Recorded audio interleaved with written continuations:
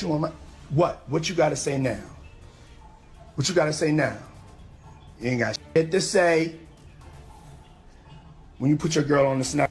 I'm at a point in my life like we all grew up in the streets and we try to be better, but they labeled us felons, sent us back to jail. I had to fight against that the whole time. A leaked video just hit the streets, showing exactly how Diddy broke Meek Mill, and folks saying what went down in that room left him changed forever. Word is, this footage exposes the moment everything flipped, and now the whole game is asking, did Meek really get shattered behind closed doors? So if you've been following the whole Diddy saga, from the moment the cuffs hit his wrists to the day he got sentenced, then you already know one thing. The empire that man was running wasn't no regular celebrity circle. It was controlled, calculated, and built on power moves behind closed doors. Even after he beat those RICO charges and got 4 years on 2 counts out of the 5, the streets didn't fall quiet. If anything, they got louder. Once Diddy went down, everyone who ever stood next to him started getting their names dragged back into the light. Folks who used to swear they just came for the vibes suddenly acted like they had never been in the same room. But the streets remember, and one name that keeps spinning back is Meek Mill. Yeah, Meek, the same Meek who used to roll with Diddy heavy, was part of his inside circle, then switched up real quick once things got hot. And let's not lie, people have been whispering about the way Diddy treated Meek. Allegedly, he was his favorite. Folks been talking about that one time Meek raps freestyle for Diddy, and them lyrics, too wild for us to break it down here. Y'all can look it up later. And Diddy, the way he turned towards Meek during them freestyle, it was clear the Rap King was referring to him. Now a fresh leaked video has surfaced, and folks are saying this one shows exactly how Diddy broke him. Not just rumors this time, not old whispers. This footage allegedly captures the moment the tough guy from the streets got shattered in ways he never really recovered from. Word is, what played out in that environment left permanent damage. It all dates back to that Vegas birthday bash Diddy threw for him. Y'all remember it was not even on the actual day, 3 days later, but timed perfect with the big fight weekend, so the whole city was packed with heavy hitters. Diddy rented out a full Parisian-style mansion for over 25 grand, made sure Meek stayed front and center all night, matching outfits, coordinated moves, like he wanted everybody to see this was his guy under his wing. Insiders said the place turned chaotic quick. Happy birthday, cuz. Happy birthday. Dancers moving through the rooms, substances flowing, energy getting reckless behind closed doors. By the time it wrapped around 3 in the morning, the property manager, Jason Haight, walked into a mess. Broken bottles, stained bedding, signs of wild activity that left blood in the spots nobody wanted to explain. Meek reportedly got out of there fast, shaken. Word on the street was he left hurt behind, bleeding after whatever went down when the cameras cut off. People who saw him bounce that night said he looked like a man who just realized he was in too deep. What? Yo, wait a minute. Wait.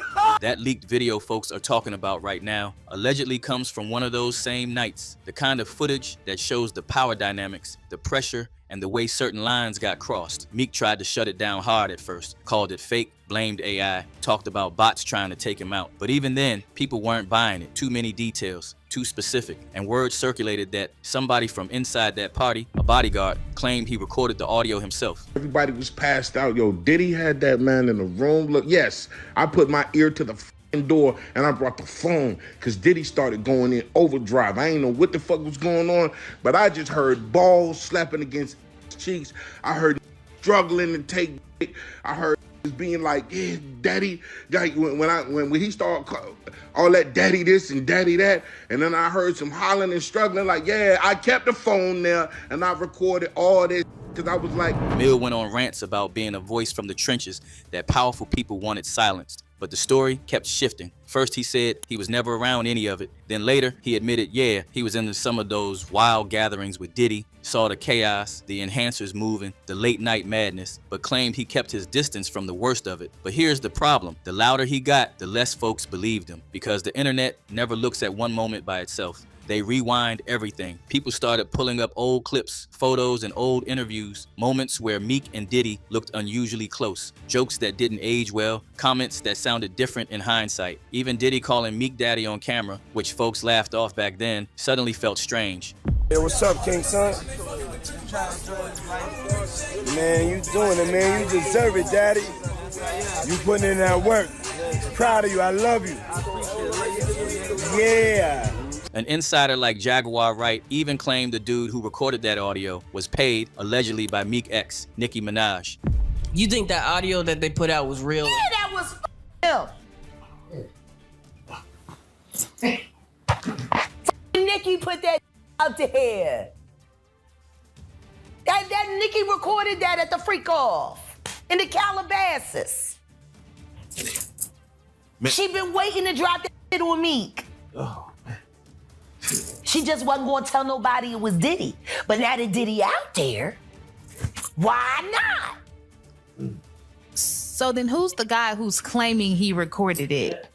Oh, somebody that got paid? Yeah, he said like I was standing somebody outside the that door. got paid. Yeah.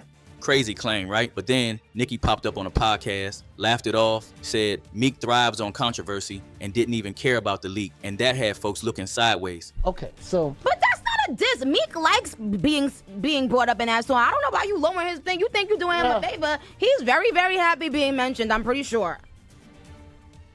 Yeah? Yeah. Okay. And when academics came throwing jabs at Meek, dude lost it, threatening academics' life.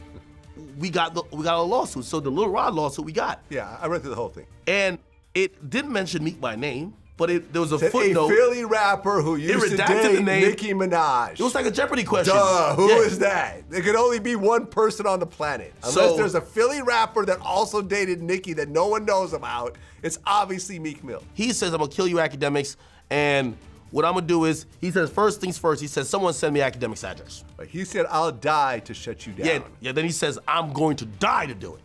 Then it Which was so which is crazy. And then the questions got louder. If the audio was fake, why didn't Meek push a real investigation all the way through? He talked about putting up serious money, $100,000 to clear his name, but nothing concrete ever came from it. No final report, no public proof, just tweets, and then silence. That silence hit even harder once Diddy's legal situation collapsed. Fast forward, Diddy finally got locked up and hit with serious charges. A lot of people who once stood next to him switched up fast, distanced themselves, and deleted posts, acted like they were never in the same room. Meek was one of the loudest voices trying to draw that line. Dude started saying he was never involved in anything inappropriate, that he was never part of the behavior people were accusing Diddy of. Those blogs were twisting his name just for clicks. At first, his message was clear. I wasn't there like that. Meek even rolled with the No Diddy gang. Yo, Saw, what's up? Yeah, y'all already know how we Yo, playing Saw.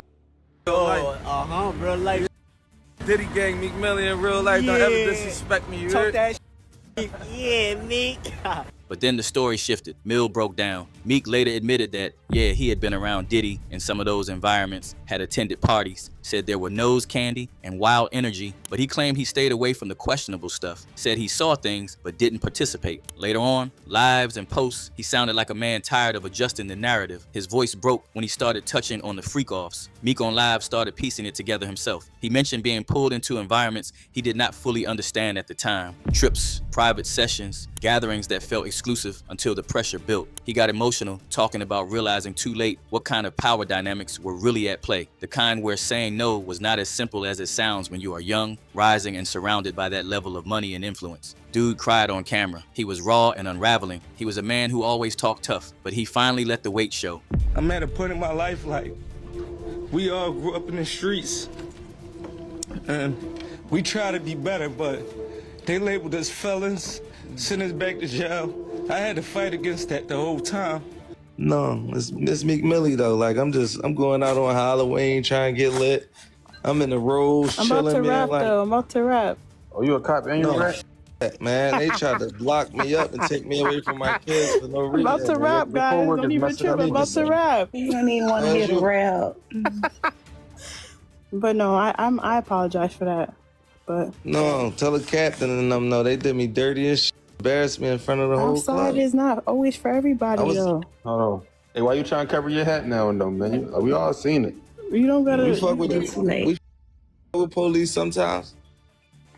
Oh, but You don't gotta cover your head. no, You good? listen, y'all. A lot of people don't like the cops, but we really do be saving people, okay? And there be other people calling on other people. If they get hit up, they gonna call 911 and they gonna jump in that cop car. They like the cops sometimes, man. They be alright.